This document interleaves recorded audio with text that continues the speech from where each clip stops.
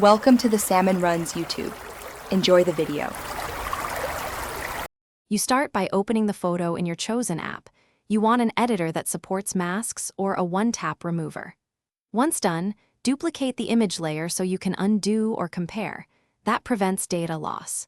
You should inspect edges at 100% zoom to find hair, transparency, or shadows that require special attention. Make sure to enable a transparent background preview. This shows gaps and helps you decide whether to use automatic removal or manual brush cleanup next. You run the automatic background remover to get a fast baseline. It handles straightforward areas. Then, refine the mask manually. Paint on the mask in subtract or add mode, switching brush hardness for crisp edges or soft hair. Once you have a rough cut, apply edge refine or feathering, keep it subtle, typically 1/2 to 3 pixels, to blend subject and background naturally. Make sure to check for missed semi-transparent regions. Use low-opacity brush strokes to recover fine details like strands or translucent fabrics.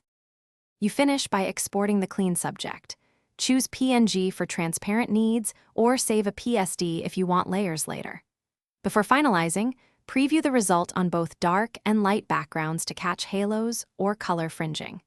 If you see a halo, reduce feathering slightly and retouch with a small manual eraser or clone tool around edges to remove fringe. If color spill remains, sample surrounding colors and apply a subtle color decontaminate step. This fixes unwanted background tint on edges. Thanks for watching. Consider subscribing if we helped you.